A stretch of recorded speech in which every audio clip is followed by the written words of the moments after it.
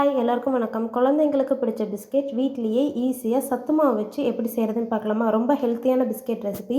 வாங்க எப்படி செய்கிறதுன்னு பார்க்கலாம்.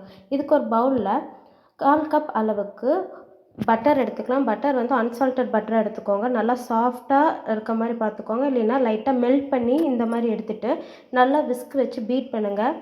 நீங்கள் பீட் பண்ணதுக்கப்புறம் நல்லா இந்த மாதிரி க்ரீமி டெக்ஸ்சரில் கிடைக்கணும். இதுதான் கரெக்டான ஸ்டேஜ். இந்த மாதிரி க்ரீமியாக ஆனதுக்கப்புறம் 2 பிஞ்ச் அளவுக்கு மட்டும் சால்ட் ஆட் பண்ணிக்கலாம், டேஸ்ட்டை என்ஹான்ஸ் பண்ணி கொடுக்கறதுக்காக. இதையும் நல்லா மிக்ஸ் பண்ணிவிட்டு இது ஒரு சைடில் வச்சுட்டு இப்போ ஒரு ஜார் எடுத்துக்கலாம். அந்த ஜாரில் 1/2 கப் அளவுக்கு நாட்டு சர்க்கரை, இது வந்து கரெக்டான குவான்டிட்டி இருக்கும். சுகர் வந்து நீங்கள் சாப்பிட்றப்ப ரொம்ப இல்லாமல் அதை நல்லா பொடிச்சு எடுத்துக்கலாம். இது கூடவே ஒரு 1/4 டீஸ்பூன் அளவுக்கு நான் ஏலக்காய் பவுடர் எடுத்திருக்கேன். ஏலக்காய் பவுடர் இல்லைன்னா நீங்கள் சர்க்கரையிலே வச்சு ஒரு 2 ஏலக்காய் போட்டு நல்லா ஃபைனாக அரைச்சி எடுத்துக்கோங்க.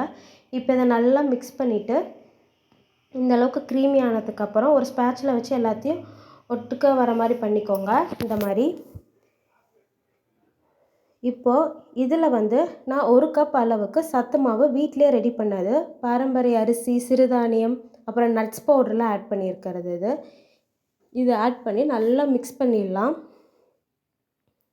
ரொம்ப ஹார்டாக பிசையாமல் ஜென்டிலாக பண்ணணும். கை வச்சு பிசைகிறப்ப நம்மளோட விரல்களால் மட்டும் பிசைஞ்சாவே போதும். ரொம்ப ஹார்டாக பண்ணிங்கன்னா பிஸ்கெட் சரியாக வராது.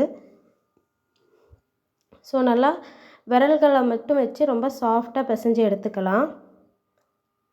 இந்த அளவுக்கு பார்த்திங்கன்னா நல்லா ஒன்றா வர வரைக்கும் நம்ம போட்டிருக்க பவுலில் ஒட்டாத அளவுக்கு பார்த்து நல்லா மிக்ஸ் பண்ணி எடுத்துக்கோங்க.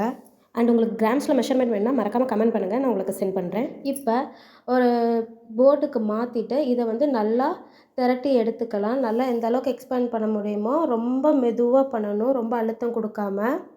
இப்போ ஒரு குக்கி கட்டர் இல்லைன்னா ஒரு பாக்ஸோட மூடி உங்களுக்கு எந்த சைஸில் வேணுமோ அதுக்கேற்ற மாதிரி கட் பண்ணி எடுத்துக்கோங்க. கட் பண்ணிவிட்டு உங்களுக்கு டிசைன்ஸ் வேணுனாலும் எடுத்துக்கலாம்.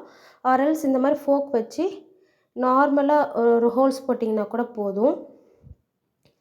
நான் இன்றைக்கி பேக் பண்ண போகிறேன் அவனில். ஸோ வந்து பேக்கிங் ட்ரேயில் நான் வந்து இதை வந்து செட் பண்ணிக்க போகிறேன் ஒரு பார்ச்மெண்ட் ஷீட் வச்சு. இப்போ இதை 180 டிகிரி செல்சியஸில் 10 மினிட்ஸ் ப்ரீ ஹீட் பண்ணிவிட்டு அண்ட் தென் 20 மினிட்ஸ் வச்சு எடுத்திங்கன்னா சூப்பர்பான நம்மளோட சத்து மாவு பிஸ்கெட் ரெடி. மறக்காமல் ட்ரை பண்ணி பாருங்கள். குழந்தைங்களுக்கு ரொம்ப ரொம்ப ஹெல்த்தியான பிஸ்கெட். பார்த்திங்கன்னா நல்லா க்ரன்ச்சியாக வந்திருக்கும்.